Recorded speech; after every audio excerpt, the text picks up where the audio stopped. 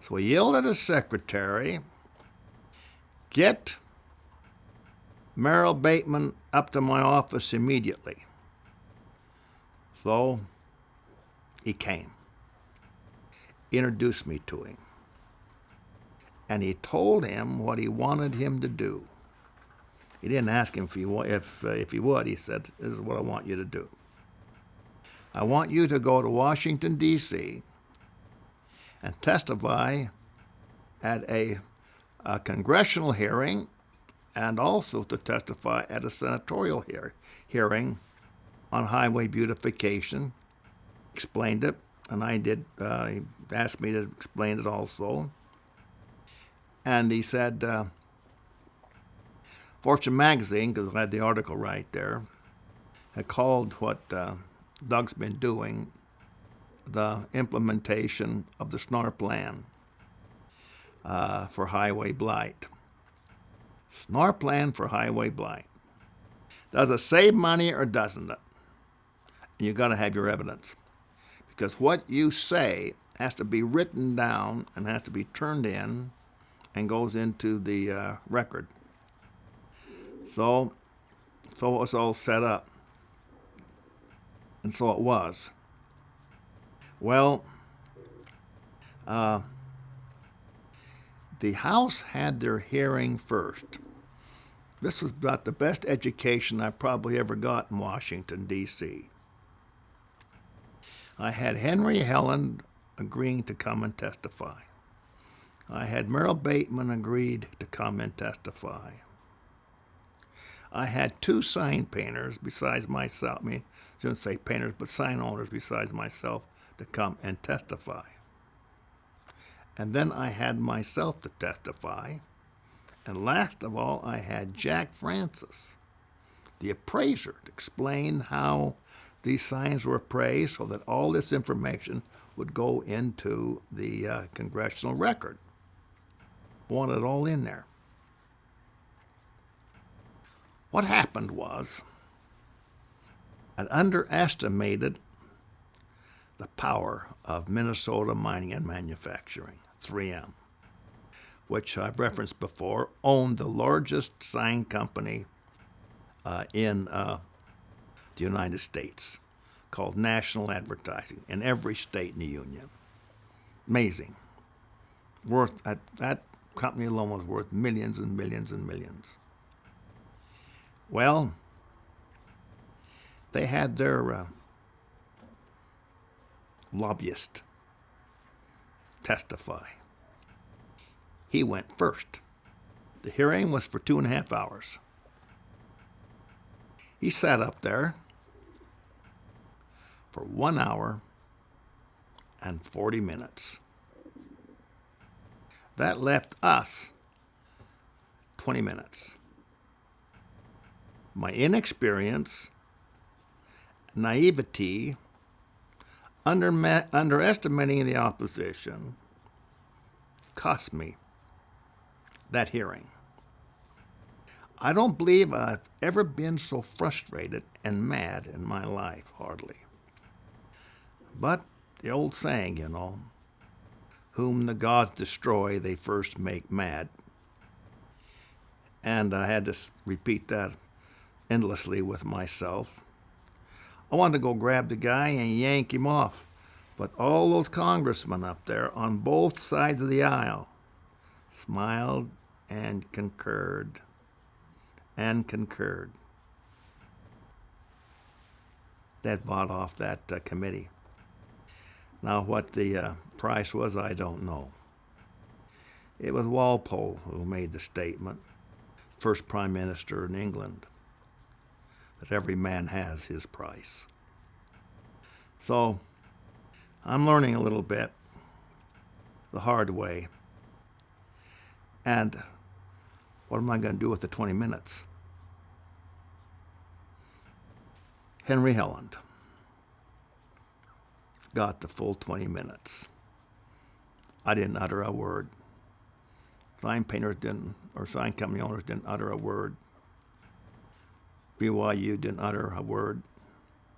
But what we were going to say, of course, went into the record. knowing full well that probably in all reality it's never going to be even looked at. So, but anyway, I knew where I stood. So with that, I immediately go back to the Senate side, let Moss know what has happened. We meet again with Senator Jennings Randolph. Told him what had happened and how much money had been spent by these people coming from Utah to testify, who they all were. And that guy took an hour and 40 minutes that could have been said in 20 at the most. He squirmed. You cannot believe how he wasted time with the pause in between the words.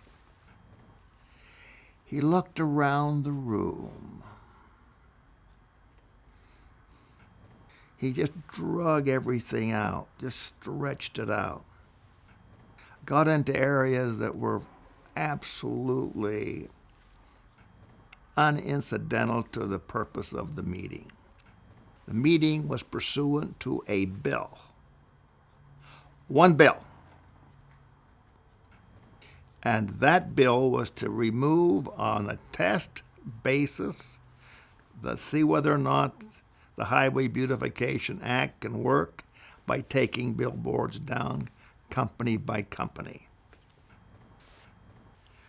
It was never addressed.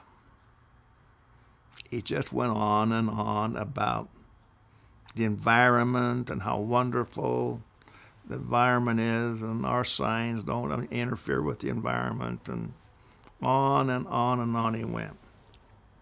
Well, there's two names that I learned besides Kluczynski. One was a man named Dick Sullivan. Dick Sullivan was the most powerful man on that committee. He was the chief counsel of the committee. He was not elected by anyone. He was chosen by the chairman of the committee. Dick Sullivan, about 6'4". He was from Brooklyn, New York, Irish, of course. If you see his desk, you have letters just piled up, not opened. The kind of a guy that knew what they said. He's just that instinctive. It's that way, with an absolute powerful personality, dominating. He ran the Senate, the House, because he always stayed. Congressmen come and congressmen go. He stays. He sticks. He runs the show. He tells the chairmans what to do. He's that kind of a guy. Now then there was Audrey Warren, who is an assistant to the chairmans. You've got the chairman of Public Works, and then you got the chairman of the Subcommittee of Public Works, which was Kluczynski. Now the chairman was not Kluczynski. The chairman was from Baltimore. Kluczynski is from the poor district of Chicago. Well, anyway, Audrey Warren was extremely attractive, an attorney, really warm and affable, but you know as soon as you turn your back, she'll stick the dagger in your back that quick. Totally untrustworthy, in my opinion. Well, I was now promised equal time by the Senate. But I'd like to read an article, Kurt, if you hand that to me, I appreciate that. This is kind of sums up everything in a way.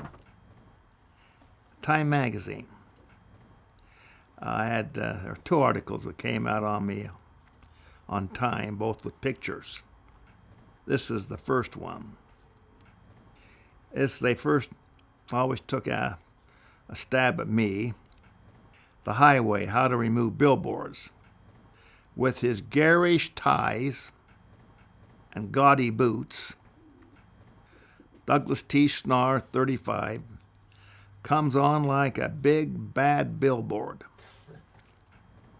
He is indeed the founder and president of Snarr Advertising, Inc., which owns 1,600 outdoor signs. It was more closely to 2,000, but that's all right, in 13 western states. Yet Doug Snarr has become a one-man lobby to ban billboards from any rural road built with federal financial help. That's 44,000 of freeway, 44,000 miles of freeway, 220,000 of the federal highway system. Why? First, because the Highway Beautification Act of 1965 commands such a ban, and Snarr stoutly insists that, quote, when a law is enacted, it ought to be implemented, end of quote. Second, if the law is ever funded, all billboard men who are put out of business by the act will be compensated. To the name of $3 million in Snarr's case. Well, in today's money, that would be, in those days, would be at least 30. A fervent capitalist, Snarr would like to start again, maybe in restaurants. I'm skipping now. Snarr is confident that things will improve. Got to be confident, brother. After all, his whole life has been spent meeting challenges, including a childhood stutter, 3 Golden Gloves boxing championships in his native Idaho, and a tour as a missionary, a Mormon missionary in Ireland. Parenthesis. Now that was tough. Quote, he roars. Parenthesis. Snarr got into billboards because his father, a potato farmer, was too poor to send him to college. By designing weirdly shaped signs that visually jolted the motorists, he earned his way through 2 years at Brigham Young University, then snagged a sign contract from Harrah's Casinos.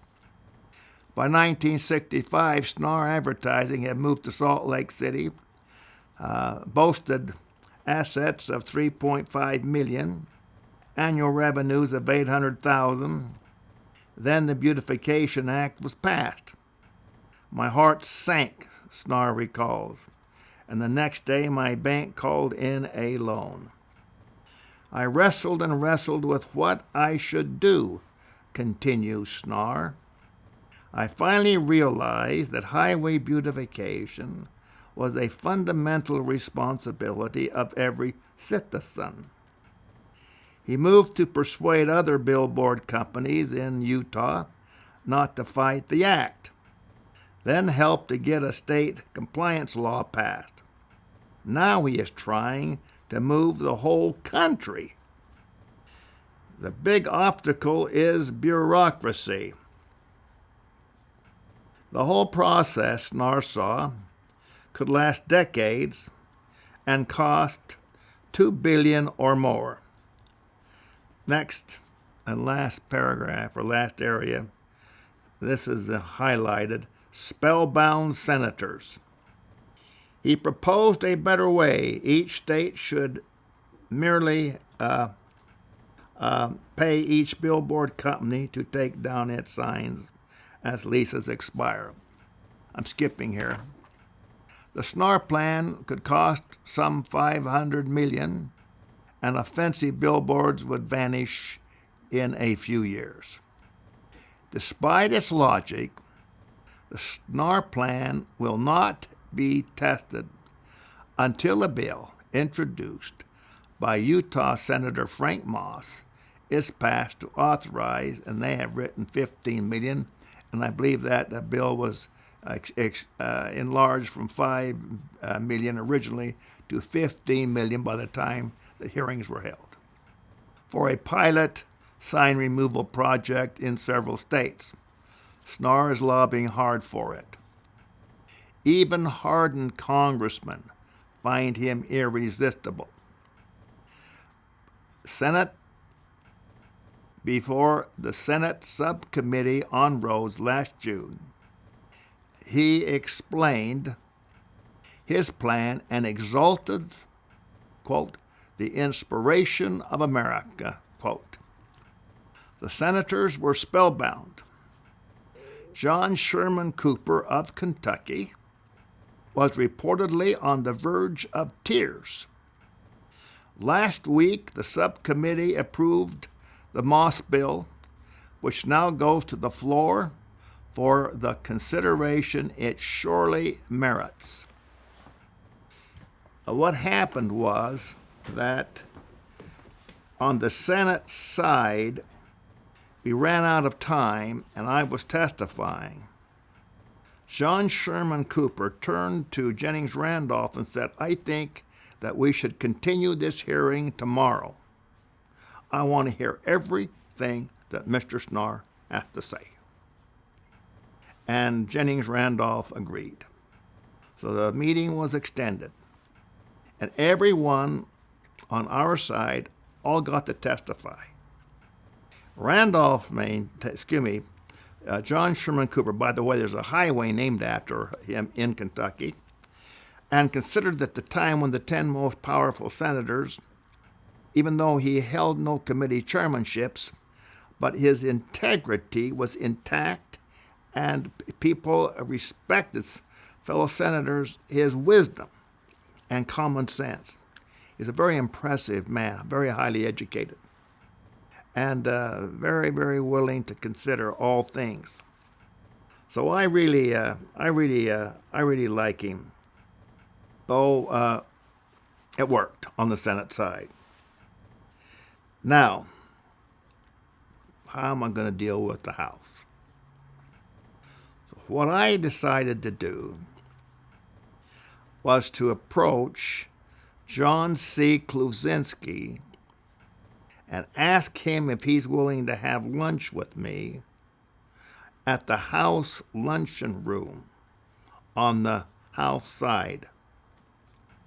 He agreed to do that. And the reason he agreed to do that, because he said this, Moss is a good Democrat, and I'm willing to do that. But in that luncheon, there was Dick Sullivan and Audrey Warren, 3 against 1. If you'll flip that. And what happened was, it was really quite an amazing thing for me, I can't believe it. They brought a great big little basket of cornbread, put it right in the middle. Well, I was so excited that I was interested in food, period. I just wanted to get on with this luncheon. But the purpose was to get the bill out of the committee onto the floor of the House for a vote. That's what I wanted to achieve. Now, a little bit back on Kluczynski. He explained to me, he says, I am a machine politician. My leader is Mayor Daley of Chicago. I do what Mayor Daley tells me to do. Now, the talk about Kluczynski that ran around all the lobbyists and everyone around there, his nickname was Clue. And they all said the same thing. Behind had a big smile. And he's a big man. He's about as wide as he was tall.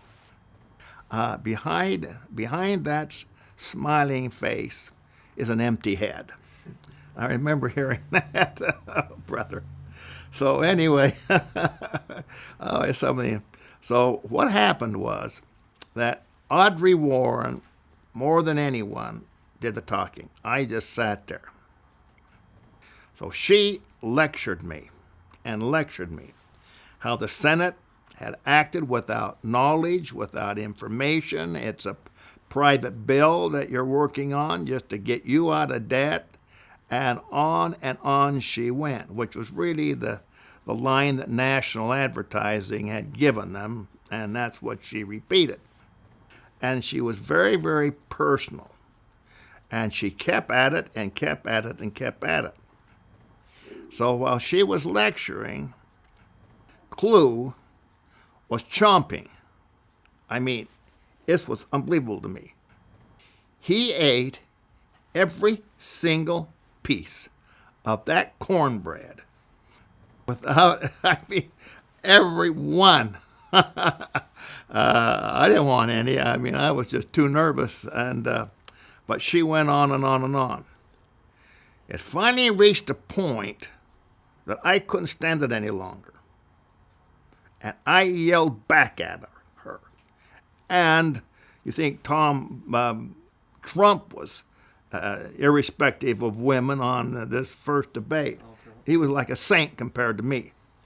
And I really went after her and Sullivan and Clue. I said, what do you want me to do? Just lie down on the floor and die? Is that what you want me to do? Or just to go back to Salt Lake City with my tail between my legs and quit? Or that's what you're asking me to do? I'm not that kind of a person. I guarantee if all three of you were in my shoes, you wouldn't either. Unless you were useless and not worth your salt. Because I am not going to go back, and I am not going to quit, and you can never get me to go back and never get me to quit. I refuse to, because I am right. You're wrong. The bill was passed. I didn't pass the bill. You guys passed that bill. Now you implement what you passed. Let's see some courage here. Let's see some character here. Let's see some guts on your part. Now, why don't you do that? I know why you don't. Because National Advertise has you in their clutch. You do what they say. And that's not what the public wants. So finally, Clue stopped chomping because there was no more cornbread to chomp on. And yes, we all had food to eat. I didn't take a bite. I just couldn't. I was so worked up I couldn't even consider it. So I says, okay, I'll tell you what you got to do to get that bill out of committee onto the floor. Number one, you go to John A Volpe, Secretary of Transportation, and get him to agree to Moss's bill.